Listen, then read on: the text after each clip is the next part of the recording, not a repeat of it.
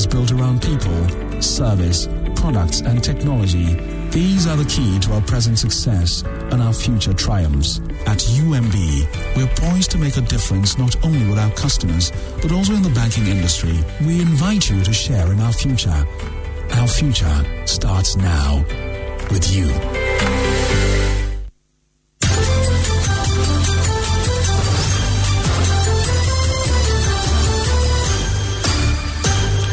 It's 62 days to election 2020. This is your election headquarters. Electoral violence is a crime punishable by years in prison. Avoid it. Joy News at 6 is live on Joy 99.7 and Hits 103.9 FM in Accra, on Love 99.5 FM in Kumasi.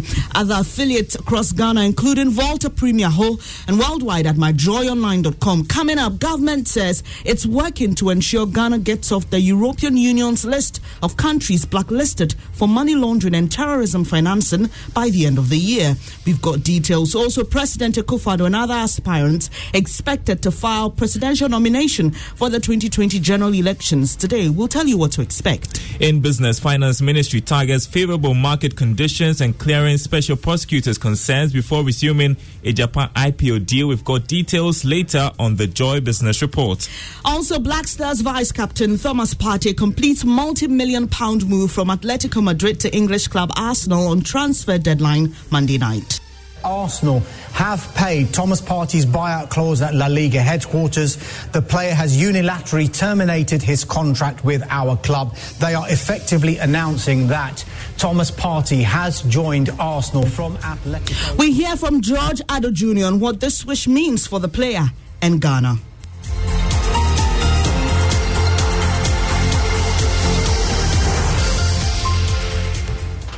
It's great to have you here. The details now. Government says it's working to ensure Ghana gets off the European Union's list of blacklisted countries for money laundering and terrorist financing by the end of the year. It emerged Monday. Ghana's embassy in Belgium has been ordered by the ING Bank to close its account because of this blacklisting. Deputy Finance Minister Kweku Kwatin says Ghana will get off the list soon. Review. Since then, they have issued a statement saying that we are on course in respect of the action plan. And so I can give assurance on behalf of government that by the close of the year, we would have completed the action plan that we jointly developed with FATF. And once we get off FATF's observation, the EU would automatically delist us.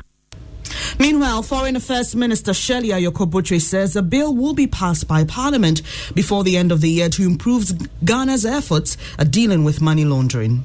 The new anti-money laundering bill, for instance, has been finalized, and its passage, we're hoping that will be done very soon, before Parliament rises at the end of the year. You heard the Foreign Affairs Minister Shirley Ayoko-Botry. Meanwhile, Parliament is resuming sitting today after almost 2 months of break. The third meeting of the fourth session of the 7th Parliament will be the final meeting of the year before the House is dissolved on the 6th of January 2021. MPs will sit for the next 6 weeks, during which Finance Minister Ken Ofori-Atta will present the 2021 first quarter budget.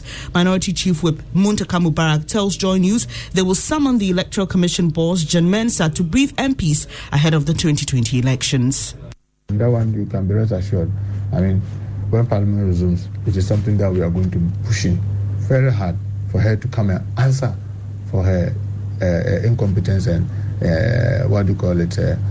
failures, because some of the things that is happening definitely could be easily avoided. You heard the Minority Chief Whip in Parliament, Muntaka Mubarak.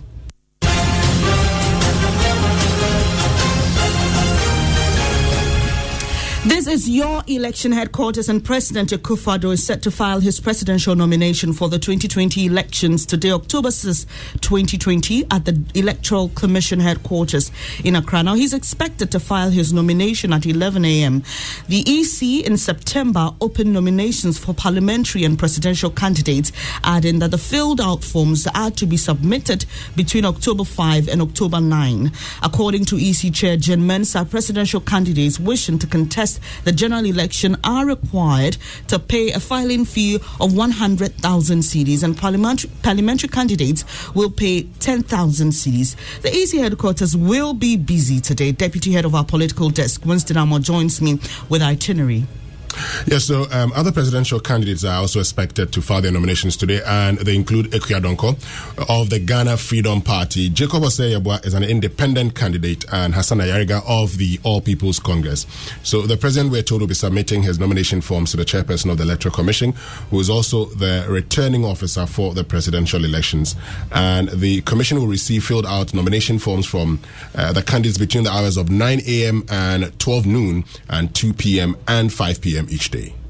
Thank you very much. Winston Amwa is deputy head of our political desk. Let's stay a while on election-related matters. Former President John Mahama is optimistic of meeting the expectations of the youth as he campaigns. Speaking to the media as part of his tour of the Western North region, the former president, who is the NDC's flag bearer, said his constant criticism of the Akufo-Addo government is born out of lack of clear-cut policies that he says this government doesn't have to address the immediate needs of Ghanaian youth. Former President Mahama's running mate, Professor J. Nana Opoku-Agyeman, is continuing her tour of the Eastern region. Her spokesperson, Maureen Terpa, tells Joy News her message is getting down to the people. Now, away from election-related news, in less than 24 hours, the Up to Us campaign led by the Super Morning Show will be wrapped up. That's the first phase, and supplies will be sent to flood victims in the northern part of the country. What started as a humble appeal for funds is now a desperate race to save lives. The clock is indeed ticking, and Winston Amo is still here to give us an update on that. So what do we expect to be happening today, Winston? Well, you know that we started this about 3 weeks ago, and we started following the spillage of the Bagre Dam and also days of heavy downpour in northern Ghana.